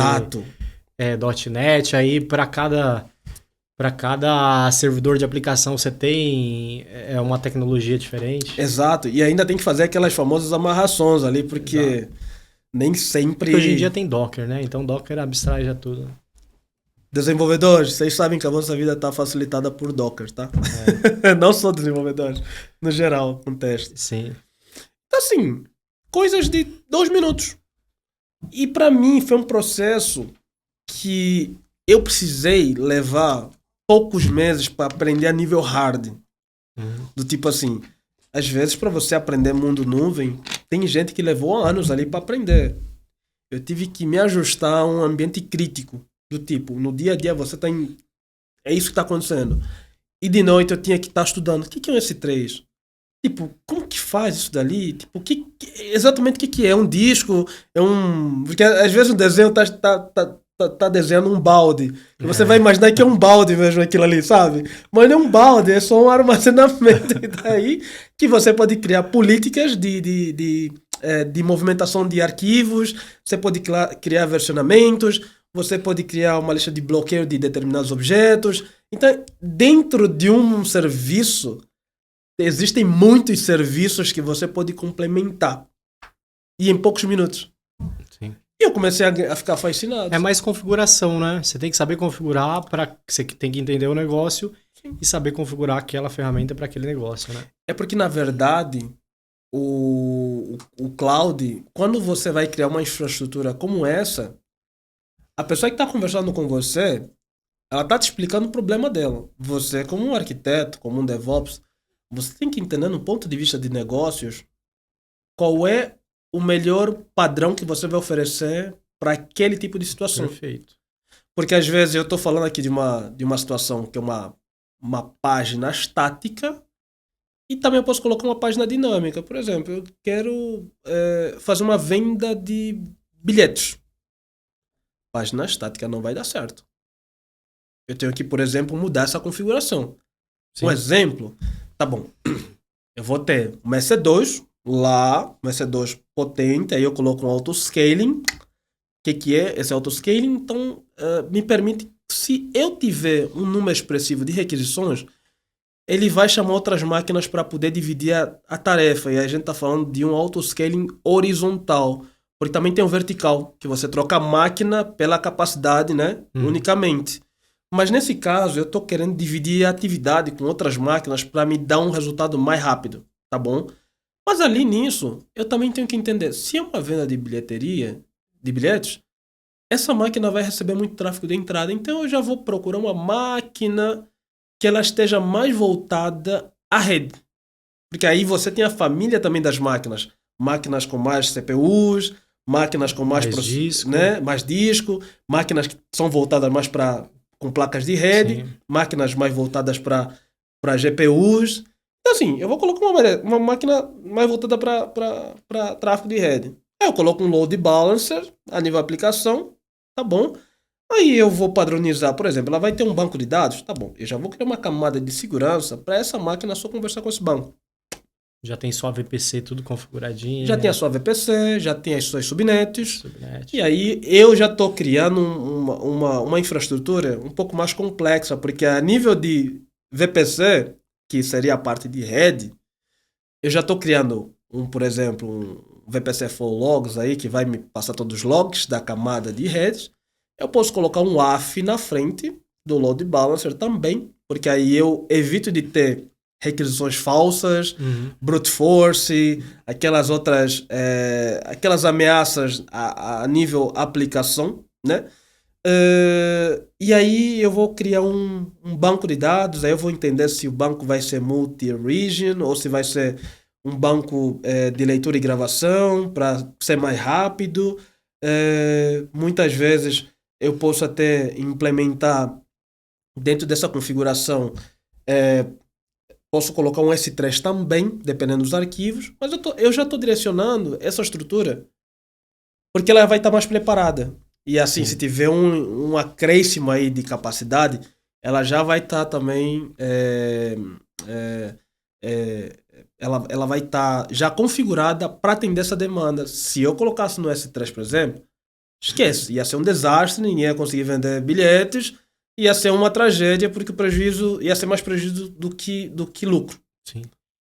E essa capacidade de entender não só o negócio, mas o momento ali da aplicação, eu acho que é uma coisa, talvez, que é diferenciado para quem trabalha nessa área, né? Porque, cara, não adianta você querer subir uma aplicação e, vou colocar um CloudFront aqui, já cachear, mas quantos usuários vai bater nessa aplicação, né? Exato. Eu tenho 3 usuários, eu vou colocar um CloudFront, né? Para quê?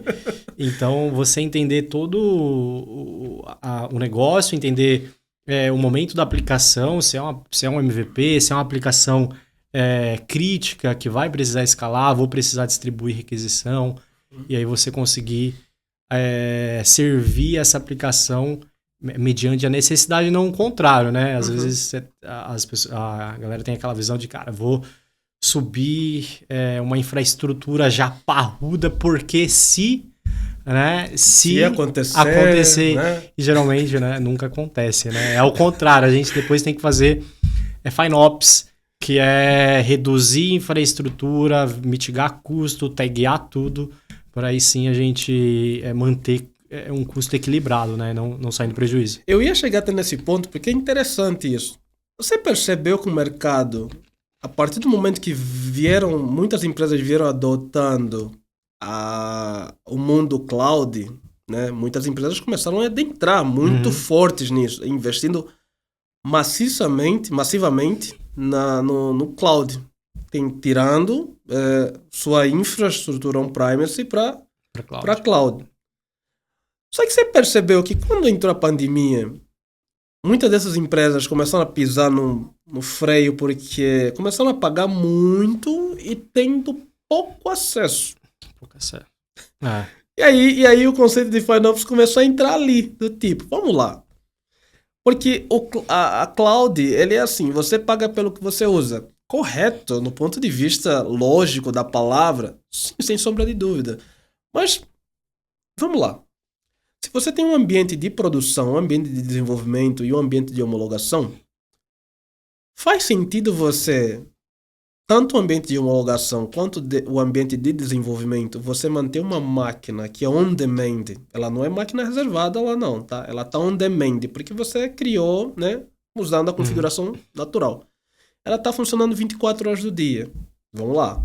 Você tem um disco que tá taxado lá e esse disco é fixo, tá? A partir do momento que você taxa lá, você está pagando. Mesmo que a máquina estiver desligada, você está pagando o valor do disco. Se você tiver um IP fixo lá, você também está pagando o IP fixo lá. Tá bom. Mas você está usando? Não. Eu não uso 24 horas do dia um ambiente de homologação porque ela é literalmente para certificar que quando eu for fazer uma Gmod, para quem não sabe, seria a gente colocar atualização no ambiente de produção, né? Vem por uma solicitação aprovada por um comitê, né? Que aí a gente faz todos os testes em ambiente de desenvolvimento, passa para homologação, que seria o espelho de produção, né? Mas eu tenho desenvolvedores que eles trabalham 8 horas por dia. Por que eu não coloco um schedule nessas máquinas? Só são 8 horas. Eu não vou pagar 24 horas, vou pagar só 8 horas. Tudo bem. Pagar um disco ali. Qual que é a resolução, a resolução do problema do disco? Coloco lá um autoscaling. Não preciso colocar 100 gigabytes ali, sendo que eu baixei um pacote de PHP lá e custa só uns 500 megabytes ali. Então, assim, eu vou pagando pelo que eu estou usando. Mas será que muitas empresas estavam fazendo isso? Não. Então, assim, entrou-se nessa corrida, né? Eu tenho um ambiente de produção que eu vou usar isso, eu replico esse ambiente de homologação de produção para homologação e desenvolvimento. Aí que eu falo. Aí você tem o custo 3 vezes ali, né? Você tem o custo 3 vezes. E até eu acho que você vai ter o custo mais ainda, porque geralmente o ambiente de produção a gente usa recursos mais avançados. Por exemplo, a gente não vai usar um banco de dados igual de homologação e de desenvolvimento. Geralmente é aquela famosa precaução, né? Precaução do tipo, se houver o imprevisto, como que eu vou fazer? Então, assim, eu vou colocar um pouquinho mais memória, mais capacidade nesse banco em relação aos outros, que eu não vou fazer muitos testes. Porém, recentemente, eu vi alguns jornais aí de fora que muitas empresas frearam e começaram a voltar em infraestrutura local. Porque estavam pagando muito caro. E aí, FinOps começou a adentrar agora no sentido de conscientizar muitos profissionais a entenderem o valor de um custo. Se tu me perguntar hoje, tá, uma estrutura mínima para a gente colocar um site no ar, quanto você paga? $55. Literalmente, eu já sei o valor da máquina, tá? Da máquina. É uma receita de bolo, né? É uma receita de... Por quê? Porque isso começou a virar um ponto que muitas empresas queriam ter noção, elas ficavam admiradas. Olha, peraí, o custo tá assim muito alto, por quê? E você às vezes não tem aquela noção, e aí e isso foi ótimo pra mim, porque assim, eu nem sabia que era FinOps o conceito, e ficava tentando achar onde é que tava saindo o custo. Aí teve uma situação que a gente pagava mais ou menos, não vou citar aqui o nome da empresa, mas a gente pagava mais ou menos $38 mil ali para fazer... Não, $32 mil, minto, desculpa. Para fazer a sustentação do site deles, que era um site aí de vendas de bilhetes e streamings. E do nada, 2 meses ali, começamos a pagar $42 mil. E os caras ficaram putos da vida, tipo, como quem diz, peraí. 10 mil, quase 10 mil dólares aí, Sim, mais de 10 mil dólares. Sim, até porque já tava bem alto a conta deles, né? Principalmente em pandemia. A galera ficou toda chateada, falou, meu, como que esse valor tá vindo? De onde que tá vindo? Não, a gente não vai pagar mais esse valor, não. Tipo, vocês vão ter que descobrir. O que aconteceu? Eles tinham seus fornecedores, eles pegaram seus fornecedores e começaram a fazer download dos vídeos que eles haviam subido para a AWS por fora. E esse custo estava vindo pelo tráfego de fora. De fora. Ou seja, você é meu cliente AWS, certo? Teu preço vai ser assim, mais baixo enquanto você está dentro do meu ecossistema. Se você tirar um pé do meu ecossistema, eu vou te cobrar o valor. Ou seja, não é fidel a mim, né? Não tem fidelidade comigo. Então eu vou te cobrar um pouco mais. Aí a gente viu que o custo estava vindo pelo tráfego externo. Só isso. Falou, pô, pelo amor de Deus, não era de graça isso daqui? Não é bem assim, ó. O custo dele é isso. E era alto mesmo, né? Do tipo, não compensa.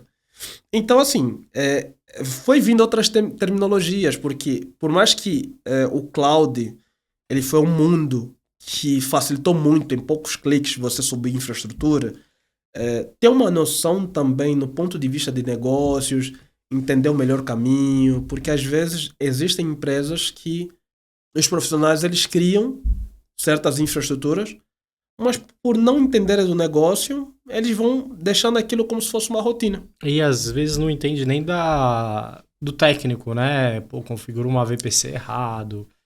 Quando você vai ver, tem 200 VPC dentro do Eu tô ambiente. enfrentando uma situação dessa hoje. Tô nesse trabalho aí de tirar o que foi feito, não da maneira certa, né? Foi feito sem as boas práticas. Aí você tem agora a questão de automatizar via código. E aí você esquece que não é só subir, você tem que remover o que você tem lá, né? Cada deploy você remove também. Exato. Então exato. vai criando uma infraestrutura ali, depois você não sabe mitigar o custo, né? Exato. Às vezes não tem a documentação também. Às vezes a pessoa que colocou as pressas ali, subiu o negócio e assim, e ficou aquela coisa bem assim, bem amadora, né? Então, aí entra, falam assim, né?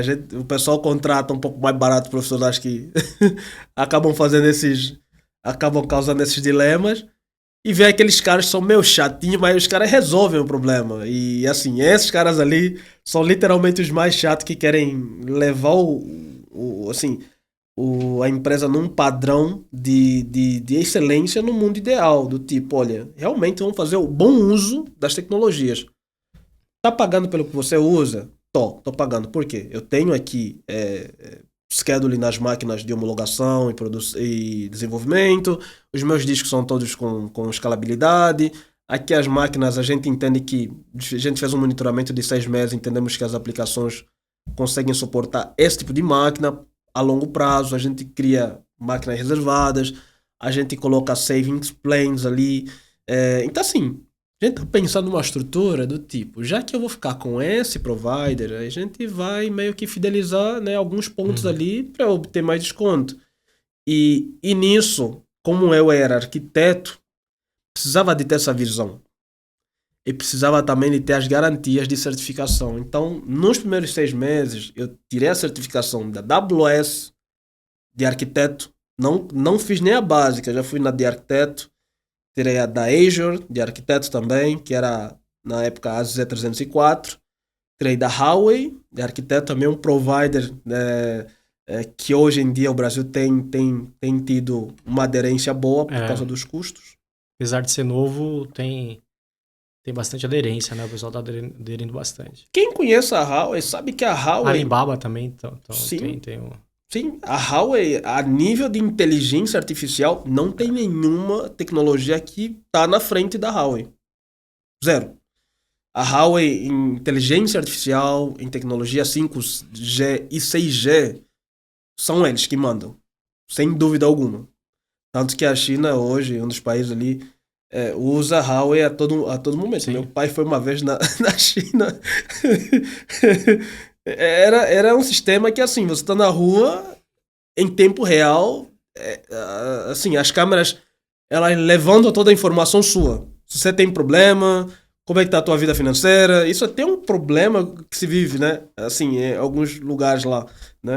Mas isso acontece. Mas a Huawei, nessa parte, sim. E tirei também do Google, a nível arquiteto. Agora estou meio que indo para Oracle e o Alibaba. Alibaba, né? O pessoal chama de Alibaba. Mas eu precisava chegar nesse ponto do tipo, porque eu não conseguia conversar com um cara que era arquiteto. Por quê? O Rafael aqui, ele tem 31 anos de idade, mas existe uma bagagem extensa de atividades que foram feitas que uma pessoa normal, aos seus 31 anos de idade, não conseguiria chegar onde eu cheguei. Não que eu esteja colocando como sendo impossível. Não, é que eu fui contra a maré mesmo, do tipo, eu tenho que conseguir chegar ao topo em pouco tempo, mas trabalhando e estudando diuturnamente. Tanto que as minhas noites eram estudando, assim, né? Para tentar entender isso dali, que eu não entendia, né? E aí comecei a ter essa visão de negócio, entender como é que era o problema. Aí comecei a entender que às vezes o cliente quer uma solução que é paga, ele está disposto a investir, outras vezes ele não, cara, não quero investir, quero uma opção que não quero colocar nenhum centavo ali. E aí você tem que ser o arquiteto e o consultor, porque você vai fazer uma busca no mercado para ver qual a solução para apresentar para ele. Você coloca duas soluções ali, ó, vou fazer a apresentação, você monta a apresentação, só que eu falo por mim, tá? Quando eu comecei a fazer essas apresentações no momento, eu tive muito problema porque assim, o cliente tinha seus fornecedores, seus arquitetos lá. E você sabe que numa sala onde você está fazendo uma apresentação de uma tecnologia e que tem arquitetos lá, pessoas DevOps, geralmente essa galera sempre tem umas perguntas muito complexas, né? Para ver com quem você está falando, né? E nos primeiros momentos começou a ter esse embate do tipo, o que é isso ali? O que você tá falando? Tipo assim, e eu comecei a falar, putz, eu acho que não devo só falar. Eu acho que antes de falar eu tenho que garantir a execução daquela ferramenta que eu tô falando. E aí eu comecei a fazer o que deveria ser feito, do tipo, antes de você fazer a documentação, estuda a aplicação, testa a aplicação, levanta resultados e mostra. Deu certo, porque quando eu começava a mostrar, a nível de custo, por exemplo, soluções que eu estou apresentando, olha, essa solução funciona assim, tem o SaaS dele, tem o PaaS dele, e o custo vai ser tanto e tal. E aí, geralmente, a área executiva gosta muito de custo, a área da arquitetura gosta, vem pontos técnicos. Quando você vai apresentar limitações, às vezes já tem um cara lá que já estava testando. Ele tá esperando ver se você vai falar o que ele tem ali de insumo. Porque já teve situações minhas que eu tô apresentando a solução e eu falei assim, olha, a gente teve que usar, por exemplo, o Elasticsearch para... usamos o ecossistema LK, por exemplo, para mascarar alguns arquivos, só não consegui mascarar os nomes. Ele falou, realmente, como que você fez então? Falei, cara, é muito difícil porque é complexo, porque assim, não tem um número fixo. O teu nome pode ter 42 caracteres e o meu pode ter 30. Como que vai se entender que isso é uma nomenclatura? A gente não pode criar só uma biblioteca que tenha nomes pré-definidos, porque o teu nome pode não fazer parte dessa biblioteca. Sim. Então vai passar exposto. E quando eu expus isso dali, assim, pela simplicidade que foi exposta, ele falou, pô, eu também tô passando pela mesma situação, cara. E você vê que o cara, às vezes ele tava armado pra querer te bombardear ali. Mas você vê que de alguma forma ele acaba... Você falou, pô, tem esse problema, né? Vamos resolver junto, né? Vamos resolver junto, cara. Porque eu gostei de você, cara. Pô, legal. E aí você vai passando toda a visão do tipo... E o cara lá vai falar, pô, fantástico. O cara mostrou em termos de custo, arquitetura... Vantagem, desvantagem, a longo prazo isso vai suportar? É escalável. É escalável? Vai escalar a longo prazo? Vai escalar. Tá bom. Essa não vai escalar porque é uma versão mais gratuita e assim não vai atender a longo prazo as nossas demandas. É isso aí. Ele já tá consciente que daqui Entendi. Eu sempre falo que infraestrutura, a gente tem que às vezes fazer a mesma analogia de alugar um carro, né? Não faz sentido você, cara, eu vou alugar um carro para ir daqui no bairro vizinho. Vou alugar sei lá, uma SUV, vou alugar uma SUV premium, top, elite ali para atravessar o bairro. Não, cara, vou no mais simples, né? Talvez eu não precise de conforto. Eu vou viajar, vou fazer uma viagem com a família, vou precisar de mais lugares, vou estar levando de mais pessoas ali, aí eu alugo um carro maior, né? Exato. Preciso de mais conforto, mais espaço. E às vezes a galera tem não tem essa mentalidade de servir o que realmente a gente precisa, né? Cara, começa pequeno e depois você vai expandindo. Pô, cara, e você, o que você entende aí que o profissional, até mesmo com a experiência que você trouxe, com a vivência que você tem, você é um cara diferenciado, né? Tem comunicação, é um cara que pensa bastante negócio. O que o profissional hoje precisa ter, né? Para se destacar aí no mercado de trabalho? Primeiro ponto, capacidade de reaprender. Todos os lugares que eu já passei por entrevista, o cara fala assim, mas você tem vontade? Para você tranquilo, começar do zero aqui e tudo mais? Tranquilo. Eu tenho um currículo, se você me perguntar aqui quais são os cases de sucesso que você tem, eu te apresento vários aqui que a gente vai passar de um dia para o outro e eu vou continuar apresentando. Porque eu fiz parte do processo. É diferente de alguém que chegou e o processo está todo redondo e ele mantém isso aquilo. Ele não tem história. Para eu chegar num ponto de automatizar um processo e a gente começou do zero, existiu uma história ali. Existiu várias limitações ali. E um dos pontos é a capacidade de reaprender. Do tipo, tem vontade de aprender algo novo? Tem. Eu, hoje, trabalho com a AWS, por exemplo. Ontem eu estava trabalhando com o Google. Há umas semanas atrás, estava trabalhando com GCP. Mas tem gente que fala, não, eu sou literalmente sou AWS. Eu acho que isso daí é muito discutível, mas a gente está num momento hoje que as tecnologias são tão dinâmicas que o que você sabe hoje mas não vai ser tão útil. Tem que ser um cara flexível, né? Você tem que ser um cara que se adapta a todos os meios, né? Aprende e assim, não retém conhecimento, dissemine conhecimento.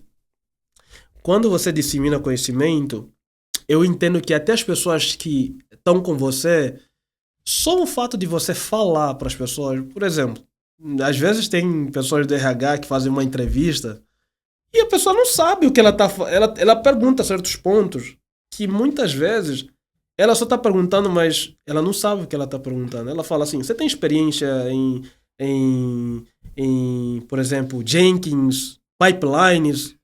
Ela vai falar pipelines. Só que se você falar, olha, eu trabalho com GitLab, muitas vezes ela nem sabe que GitLab é uma pipeline. E eu já tive situações que a pessoa me entrevistando, ela falou, Rafael, olha, eu tô fazendo essas perguntas pra você, porque eu tava explicando também. Eu não sei, tá? Eu não sei se tá certo ou tá errado. Eu falei, não, é tranquilo, eu falava assim, não, é tranquilo, até porque eu entendo, você não é a pessoa técnica, você é a pessoa que tá do lado comportamental, mas assim, esses serviços que você citou, eles fazem parte desse serviço aqui. Disso, daquilo. Olha só como é que é fantástico. Por quê? Porque além dela me dar um feedback positivo, ela aprendeu. Da próxima vez que ela for questionar ao coordenador ou a pessoa responsável que passou o descritivo, o job description da vaga, ela vai falar, não, mas o cara ele não tem que saber também mexer com migração em banco. Tipo, ele tem que saber linguagem MySQL. Ela já sabe.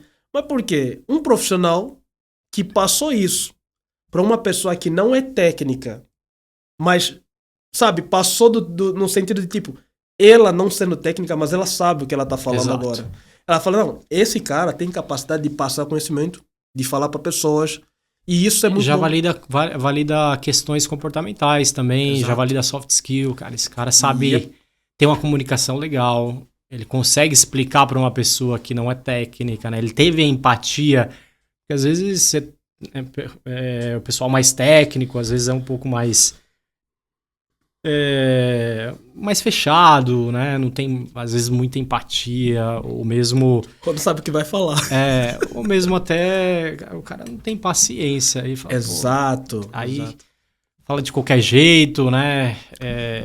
E aí você tem uma questão aí que cara, você teve empatia, você teve a comunicação, você teve vários aspectos que para uma pessoa te contratar é boa, né? Sim, porque às vezes pode mudar. Às vezes você tá pleiteando uma vaga de, vamos supor, infraestrutura, e às vezes o que você descreveu de você mesmo, de suas experiências, pode não combinar com a cultura da empresa. Perfeito. Mas só por você ter dado um feedback tão positivo e a pessoa ter gostado tanto do teu perfil, é a pessoa, tá? Sim, sim. Aí a gente tá falando só do script da vaga que tá ali. Mas a pessoa em ti falou, a pessoa que tá entrevistando você, ela achou o teu perfil muito bacana. Uhum. Ela vai te mesmo... encaixar para outra vaga. Exato, talvez. entende? Exato. E ela vai fazer questão de fazer o esforço possível de te apresentar para você entrar. Perfeito. Entende? É isso. Então, assim, é uma coisa assim, totalmente transcendental. Tanto que até dá mais orgulho para a pessoa, porque a gente vê quando a gente consegue ter um bom profissional que, assim, ele é um cara que fala bem, ele é um cara que executa tecnicamente, é um cara que se adapta, é um cara que você vê, ele tá gerando, sabe? Tá gerando valor, você né? fala, meu Deus. Traz um ambiente bacana, Eu quero as esse pessoas cara. gostam de estar perto. Exato, eu quero estar com esse cara. Tipo, você vê que, tipo, pra você sair, pra tomar um café, ele é tranquilo. Aí tem o cara lá do lado que você tem até medo de dar bom dia, né? Tipo, na hora de você tomar um café, você toma, mas você toma o mais rápido possível porque você quer sair fora. Pô, que legal, cara. Mano, já foi 2 horas já. Poxa, só... Pô, a gente vai marcar um segundo aí pra falar mais dessa parte técnica, pô, que história incrível aí. Parabéns. Eu acho que dá pra gente fazer outras rodadas aí. Vamos. Queria deixar um espaço aí pra você falar, fica à vontade, né? Um espaço que você quiser falar aí, fica... Boa. Eu fico muito feliz por ter chegado onde eu cheguei. Não foi fácil. Quando a gente constrói uma história de base, não é fácil, porque muitas vezes você, na caminhada, você está sozinho. E eu estive assim também. Hoje eu cheguei em cargos de liderança, atingi patamares como tech lead, arquiteto, especialista, até coordenador. Eu entendo que muitas pessoas não vão gostar porque a gente vai incomodar. A gente tem que ser resiliente. Eu estou aqui hoje, África, né, representando a África, Angola. Sou um dos profissionais aqui no Brasil hoje, bem conhecido pela história profissional, pela minha pessoa também. E assim, eu queria que você entendesse que nem tudo é como a gente imagina. Então, não foi fácil, até porque eu vim sozinho para cá. Então, construí do zero tudo. Desde procurar trabalho, desde pagar minha escola, desde procurar algo para comer, para me alimentar, para chegar onde eu tô, tá? Para quem está se aventurando, é uma aventura, mas é uma aventura que só você tem a opção de poder determinar como que vai ser o fim dessa aventura. Mas eu desejo sucesso para você, não desista, faça a tua história, faça por você mesmo. Primeiro, pensa no que você quer ser. E quando você fizer as coisas, faça com, sabe, coloca amor mesmo. Faça porque você quer fazer, não faça por dinheiro. Dinheiro é consequência. Faça porque você gosta daquilo. Você vai ver que o dinheiro ele vai vir depois. Você vai ver que muitas pessoas que criticavam você e que eram seus haters vão começar a te apoiar, vão começar a comentar de você e você vai ver que vai valer muito a pena. Então eu agradeço bastante, primeiro a minha família, todo mundo, desde as minhas irmãs mais novas até os meus pais, os meus amigos, que eu tenho, são poucos, mas eu conto nos meus dedos, são pessoas excelentes. Tiago, David, Quindim, são brothers meus aí, David, e todos aqueles que eu não vou citar aqui os nomes, mas estão aqui dentro do meu coração. Todos aqueles que me apoiam, todos aqueles que continuam me dando energias, torcendo para que eu continue evoluindo, chegando longe, eu agradeço imenso e eu digo a vocês, eu vou continuar representando a África, Angola, em qualquer lugar que eu estiver, porque nós temos que estar nos melhores lugares e nós vamos estar nos melhores lugares, continuando a ocupar os melhores lugares, e eu vou fazer do meu lado, vou fazer com que tudo isso continue acontecendo. Vocês podem contar comigo e eu estou com vocês e vocês estão comigo. Muito obrigado. É isso aí, pô, valeu, Rafael, vamos marcar outros papos aí pra gente destrinchar mais essa parte técnica, achei legal. Precisa, né? Tinha muita coisa ainda pra chegar lá. Pô, foi um papo legal. Acho que é importante trazer histórias aí como a sua de sucesso, de resiliência. É uma área, não é... hoje eu acho que é um pouco mais fácil, mas aquela época, 2014, 2010 ali, era uma época que era bastante difícil entrar nessa área. Sim, muito. Então, parabéns aí, desejo sucesso na sua carreira cada vez mais e conte sempre com a gente aí. Boa. Um abraço, valeu pessoal. Obrigado.